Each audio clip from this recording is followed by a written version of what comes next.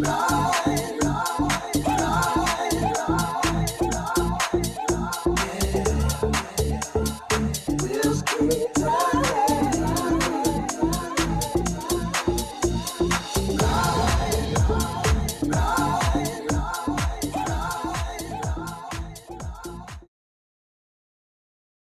good morning, beautiful people. Welcome back to the second hour of LoveBabz, LoveTalk. I'm Babz Rawls-Ivy.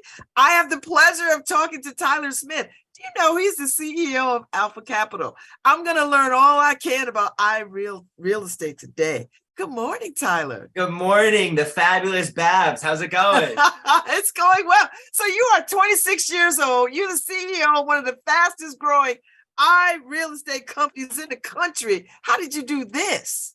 Listen, hard work. That's what it comes down to. Thank God that, everything works out the way it does. But I think ultimately at the end of the day, it comes down to how bad do you want something and what are you willing to do to get there? And, I just kind of made that commitment and we're still going after it. So how did you know this is what you were called to do? How did you know you wanted to do this? Because you're 26. Listen, I've always known that I've wanted to run my own business. I've always wanted to get into business. And it was funny because I didn't realize that this is what I wanted to get into until I was really exposed to it. But now looking back, even when I was 11 years old going on field trips, I'd look through my picture book and I was taking pictures of buildings. And I didn't realize it. But it's just so funny that when you look back at that, that's the trajectory of that was what I was interested in. But when I was 19, I was going through college and, I was putting myself through school and they eventually said, hey, no more student loans. Thank God I was a hustler, always working, and I hired a mentor. They showed me about real estate. And then from there, the rest was history. So what did your parents say? Did your parents say, I hear this idea or I hear this concept? It's pretty controversial because, people are go to school, get a good education. And, obviously I ended up dropping out after 2 years only because, I couldn't get those student loans. But, at first, they were concerned as every, parent would or family. They're like, oh, well, what are you doing? What are you going to do now? But, once I started getting some success, they were like, oh, wow, it's a real thing. Because when I first started this business, they were like, I've never heard of wholesaling real estate. I've never heard of that. You know what I mean? So I don't know where to go there. So, what are you doing?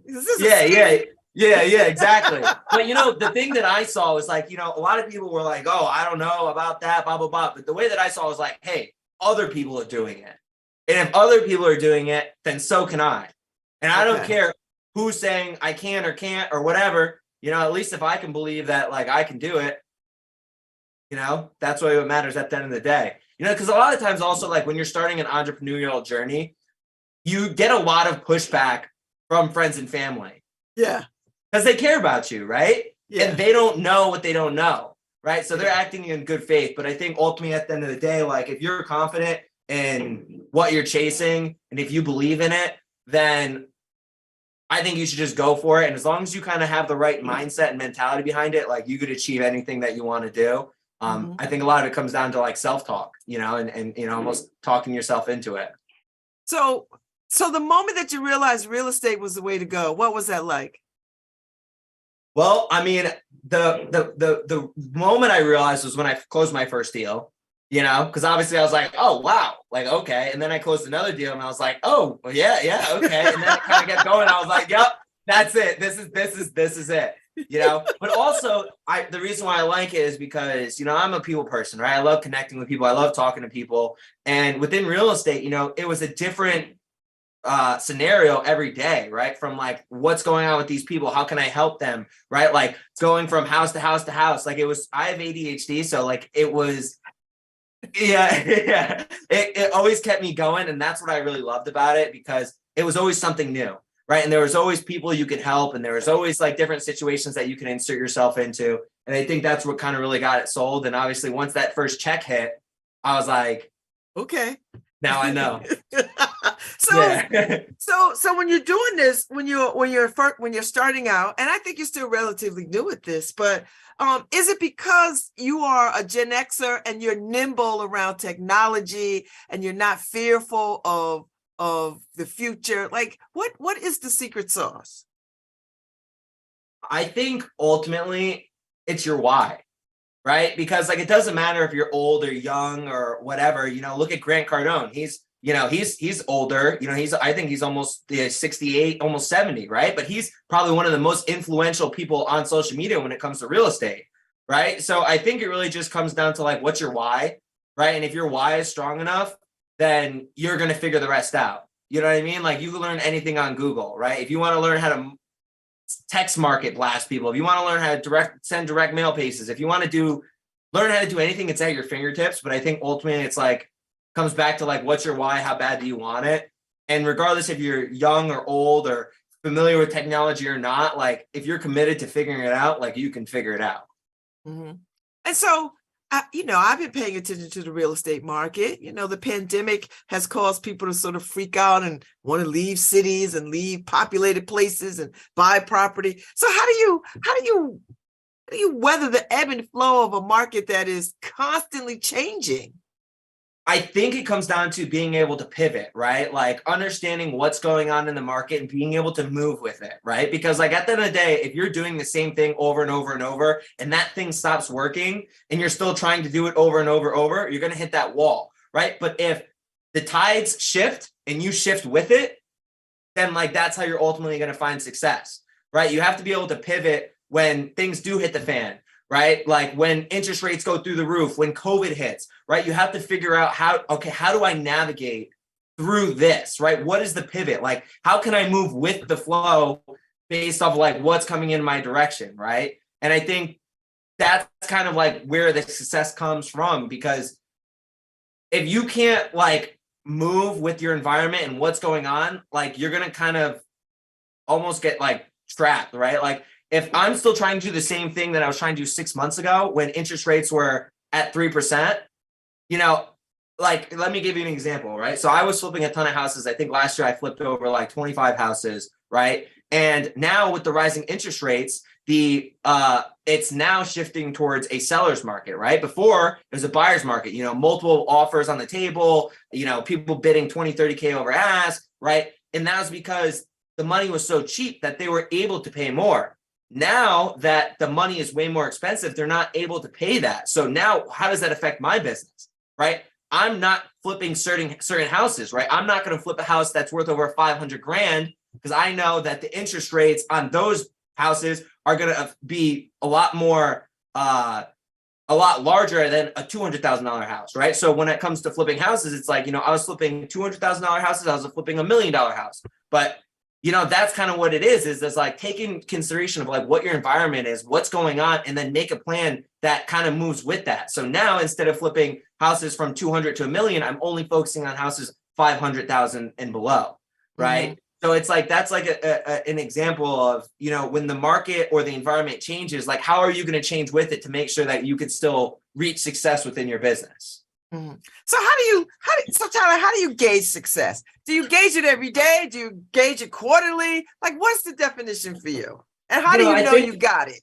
I mean, I think everybody's definition of success is different, right? Because, for me, I think the way that I gauge success is like, how big of an impact am I making? How many people am I influence? Like how many people are we helping? Obviously, like how big is the portfolio, all that kind of stuff. But I think success isn't only just about money. I think it's also about like lifestyle and family and,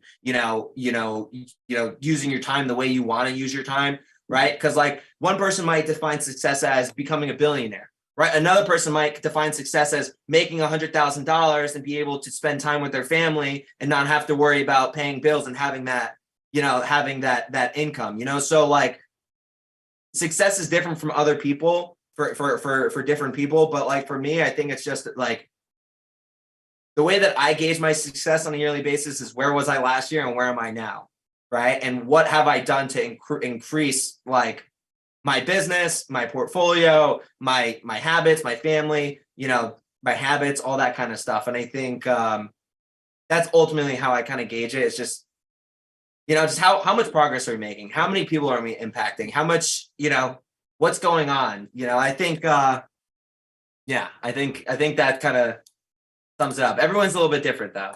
I like it. I could get with that. So when you think about where you want to be and where you want your company to go. Because I'm reading up on you, and thank Greg Walsh for the wonderful PR and the background information. I appreciate it greatly. So Alpha Capital has created a nonprofit branch of itself. Yep. Or a part of itself. So tell me a little bit about how does that fit into the scope of what you're doing? So that's called Alpha Actions. And basically what we want to do is kind of give back to the communities every quarter. This quarter, we're actually doing a toy drive. We're doing impacting 40 families, $250 per family for, kids that need toys, that need clothes, that need stuff that, maybe will go without of it. And I think like the goal with that is that we can make a huge impact within the community and help people that need to be helped. But also I think it's important to realize that like success isn't just about having a successful business and making money, but it's also about like, how many people can we help? How can we give back? How can we, impact other people to kind of follow that same trajectory of like, hey, I want to be successful so I can go and do that same thing. And I think ultimately it's important to realize that like, regardless what level of success that you're at, like it's super important to turn back around and help the next person up. And I think that's kind of what Alpha Actions is. That's the reason why we did it, is because we want to be able to help others who maybe wouldn't have gotten that help or, otherwise, and as we continue to build it out, we're going to obviously start, education and, continue to do the nonprofit stuff and meetups and everything. But I think ultimately, like, it's just important to remember to give back, even, once you reach a level of success where, you don't have to really worry about it anymore for yourself. Right. I think at that point, that's when you can turn around and help that next person up and, help those who might not otherwise have it. Now you seem like you have a very dynamic personality, and I can imagine you teaching what you know. Has that crossed your mind to have a real estate academy or a wealth building academy or a prosperity academy? Like, you know what I'm talking about. Yeah, 100%. You're young enough where young people would gravitate towards you because they could see themselves in you. Yeah, absolutely. I could see myself in you. So I love that. Yeah. I definitely have thought about it. And it is definitely something that's probably getting closer and closer. Over the past couple of years, I've kind of just focused on, helping myself and kind of getting to that success, because ultimately, like, how are you supposed to help others if you can't help yourself? Right. And I'm finally at the point now where like I can go back and kind of help those people. Right. And that's what we're starting to do. So we had our first our real estate meetup in November. We had like 120 people show up. We had really great feedback from it. It was a really great networking event.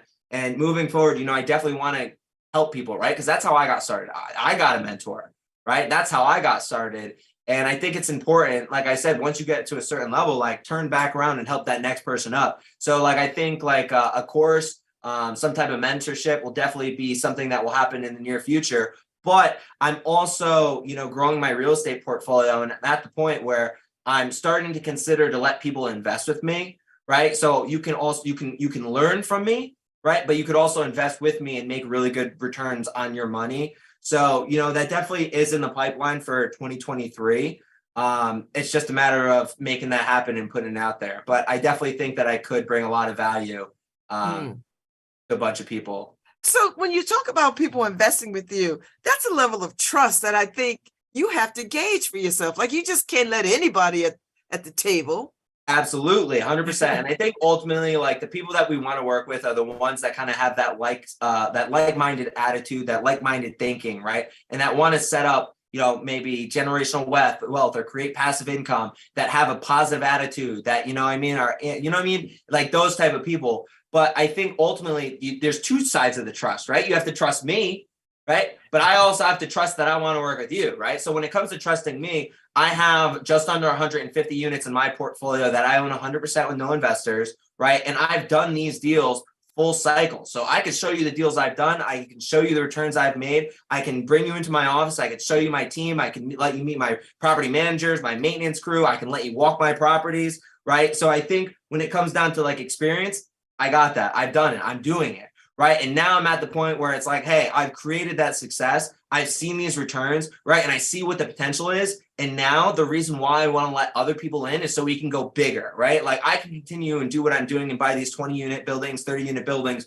but I'm trying to buy 100 unit buildings, 200 unit buildings. And in order to do that, I have to join arms with like-minded individuals who believe in the vision, and we take that down together. And I think that's kind of like that next level up is creating a massive portfolio of wealth for not only myself, but for everybody else who wants to get involved as well.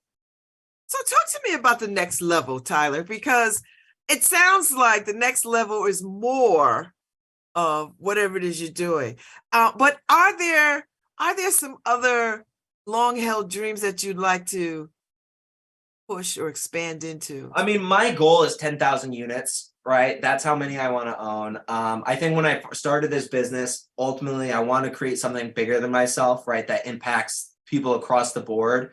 And I think like having a real estate fund is something that can do that, right? Because that can help set people up for generational wealth and, take their money out of the stock market and, all this crypto craziness going on, and put it into something that is predictable and almost guaranteed, right? The reason why I love real estate is because you could put it in a stock or bond. It can go up, down, sideways. You don't really know, right? When you put your money in real estate, listen, everything's a risk, but it's a calculated risk, right? At the end of the day, people always need a place to live, right? At the end of the day, in the past 60 years, rent has gone up year over year, right? And it's a safe bet that it's going to continue to go up, especially with inflation going on, right? And the way that I look at this is a property is worth what it produces in income. So the longer you hold the property, the more the income is going up, which means the more that the property is worth, right? And that's why I love real estate, because it's more of a calculated risk investment strategy, as opposed to like, hey, yeah, I'm just going to go put my money in Tesla or Twitter or whatever other company, and I hope it does well. I don't know, right? Unless you're like an expert and you know what you're looking for, right? But 99% of people don't, right? 99% of people are just like putting their money in and hoping for the best, right? But with real estate, and we have the track record to back it up, like this is a guaranteed route to success and wealth, right? If you do it right, right? And I think that's the biggest thing, is if you do it right. And I think we've proved that that we know what we're doing and we can do it. And I think now we're at the point where it's like, I'm comfortable letting other people in on it too, because the reason why I built up the portfolio to where I did myself is because if I make a mistake with my money, fine, no big deal, right? Sucks, but no big deal. Now I make a mistake with your money, that's no joke.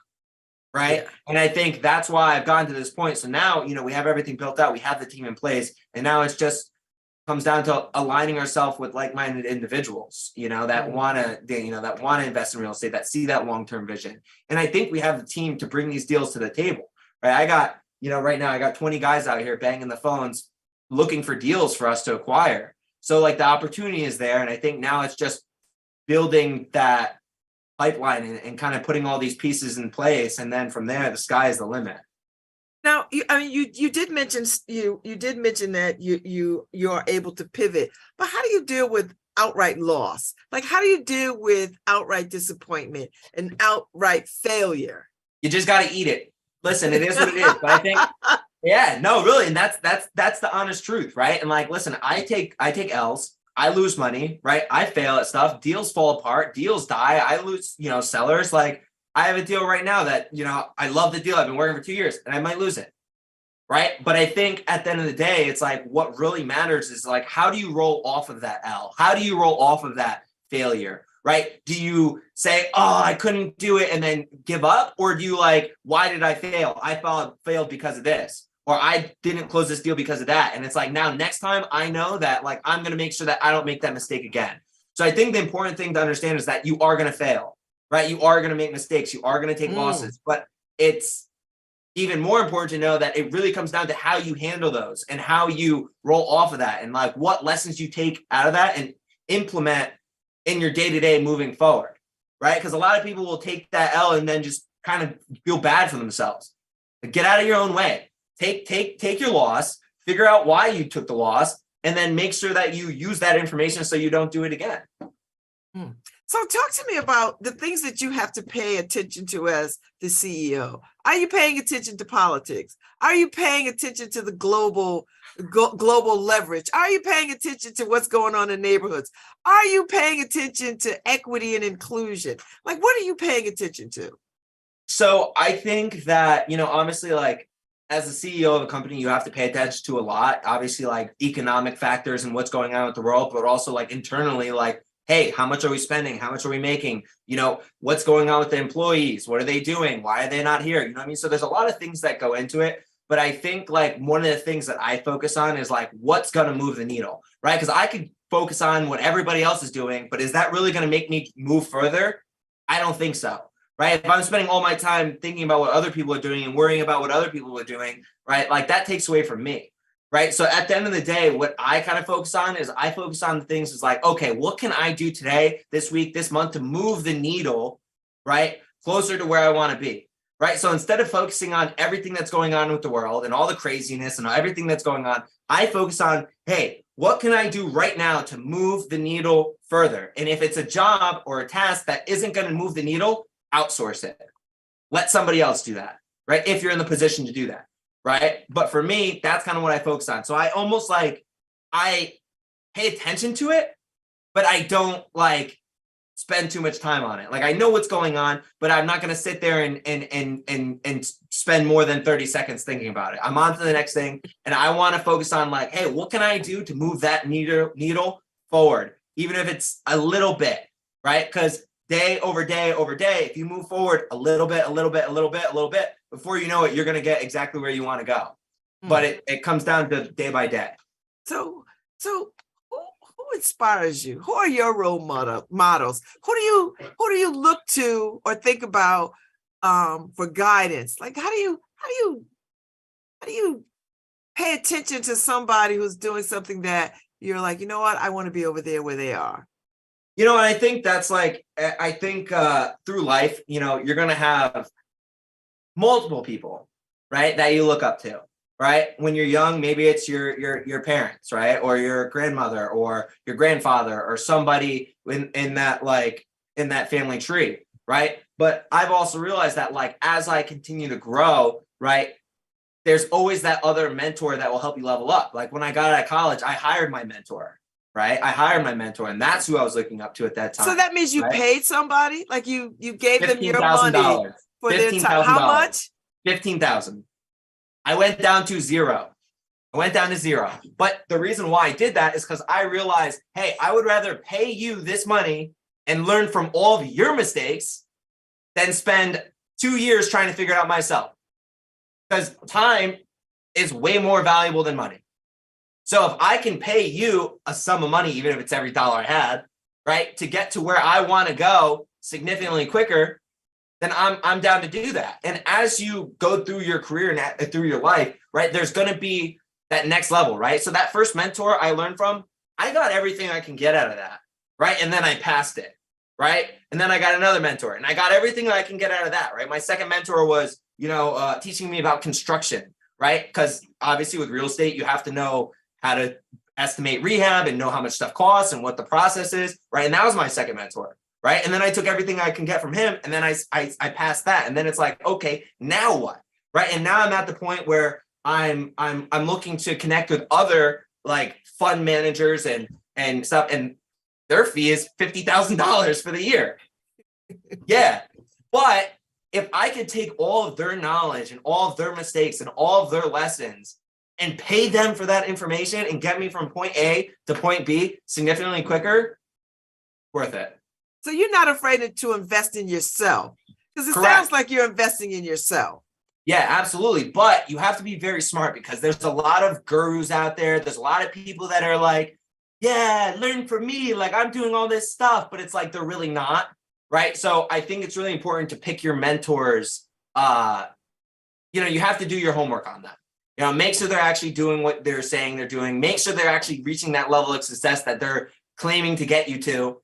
And if they are, then it's like, hey, listen, that's someone that you should definitely spend your time with. But if they're just, trying to sell you a course or like, listen, I don't have anything wrong with those, right? Because there are like some really good ones, but there's also a lot of really bad ones, you know? But I think that's part of it. It's like, you have to make sure that you look into your mentors and you know who you're learning from, and you have to make sure that they're doing it, right? Because like, I'm not going to take advice from somebody about buying a 100-unit apartment building that's never bought a 100-unit apartment building, right?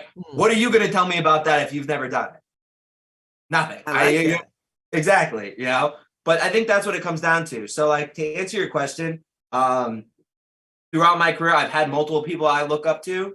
And I think it's just that, like, how you identify that is like, hey, what level do I want to reach and who's there, right? And how do I get in front of that person, right? And then once you get in front of that person, you soak in all their knowledge, and then it's like, okay, who's my next mentor, right? So it's like a never-ending cycle of like, hey, who can I learn from now, right? Who's at that next level that I can pick their brain? Who's at the next level that I can learn from, right? And I think that's ultimately what it comes down to. So now, are you comfortable being in that role as role model and people coming behind you, looking at you for the same kind of support and information and sharing? Absolutely. 100%. Listen, I'm an open book, you know, and at the end of the day, like, I have an abundance mindset. So like, I think that there's more than enough to go around for everybody, right? So like, I know a lot of people that are successful, they don't want to share the information. They don't want to help people because they're scared that if they do that, they're going to steal their business. It's not the truth, right? There's more than enough to go around. So I'm the type of person that like, hey, listen, if I can help you, great. I'm more than happy to, you know? And I think that's also why like having the mentorship and, you know, investors is like that next phase, because like, I know I can do that. Like, I've led a team of 35 people in here, you know, and that's what I have. Everyone kind of looking up to me for guidance and which direction to go and what to do, right? So like, I've already had that experience. And I think natural progression is now expanding that, right? From 30 people to 300 people. Or 3,000 people, you know, however big we want to take it, you know? So with all this success, Tyler, how do you take care of yourself? How do you rejuvenate? How do you replenish? How do you get fresh? And how do you have downtime? Yeah, so I think it's super important to make sure you have time for yourself. You know, obviously when I first got started, you know, I was just going crazy, like working all day, every day, weekends, nonstop, you know, real estate all day, every day, in the restaurant all night. And like, there is going to be that period where you have to grind and you might not have time for yourself. That's okay. Right. But like what I told my wife, fiance or girlfriend at the time was, listen, babe, I'm doing this now. So in 5 years and 10 years, if I don't want to work, I don't have to. Right. If I want to work, great. But like, I'm working like this now, so I don't have to do it later. Right. And ultimately she understood that. But that's like what it comes down to. But now, right, now that we've gotten that level of success and we're getting some traction and everything, I think it's super important to make time for yourself. Make sure you're having good, healthy habits. Like, I wake up every morning, I hit the gym, I go in the sauna, right? And then, you know, I start my day. So having like daily rituals, you know, listening to podcasts, reading, you know, making sure that you're soaking in the right information. Like, I recently, you know, my wife made me start binge watching this TV show, and we got stuck into it for like 3 weeks. And like, I turn around, I'm like, babe, what are we doing? Like, we're watching this show every day. Like, what are we, like, we gotta turn this thing off. We gotta stop. Right. But, you know, and you know, it's cool. You know, I mean, it's good to relax, but I think it's important to make sure that like the time that you're spending your time on, the stuff you're spending your time on is like for you. And it's not just like mind numbing activity, like putting on a Netflix show and just melting into the couch.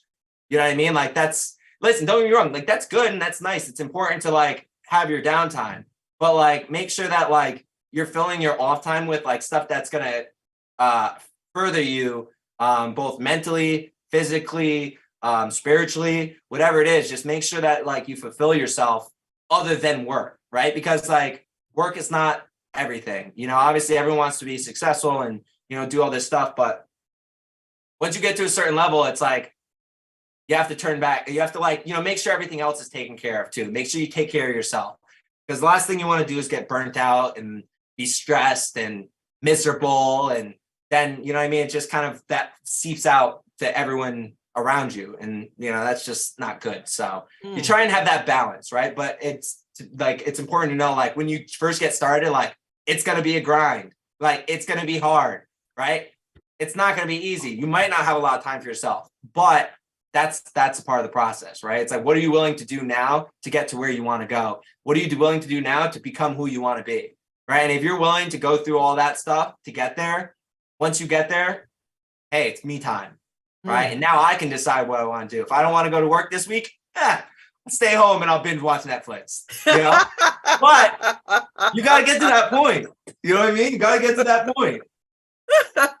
So, all right, we got a few more minutes. So talk to me, Tyler, about, and you kind of alluded to this, but the biggest dream, the long-held dream, what's the long game? What's the ultimate game? You know, I don't really think it's about money or like assets. I mean, obviously, like I want to have a lot of money. I want to have, 10,000 units and all that. But I think like what will be fulfilling is knowing that, hey, I'm providing passive income for tens of thousands of people that's impacting their family. And, and I think ultimately that's what it is. It's just making a difference, changing people's lives, impacting people for the better, and create, like I said, something that's bigger than myself, right? Because like, if I'm gone and I have 10,000 units, that's going to remain, right? And all those people invested are still going to get paid. And that asset is just going to keep on cash flowing. And like, that can change their life, right? And I think that's ultimately what I want to do, is just turn it into something that's so big, so massive that it impacts so many people for the better. And I think that's ultimately what the goal is, right? And that's also why we created Alpha Actions, right? Because like, what can we do right now to help people, right? And that's what it is. And in this time right now, it's getting presents and toys and clothes for kids who maybe wouldn't have it otherwise. I like that. I like that very much. So do you celebrate Christmas? What's Christmas like at your house? Do you have kids? No kids yet. I just got married in October, so probably. Oh, congratulations! Thank you. Yeah, so probably another year or two.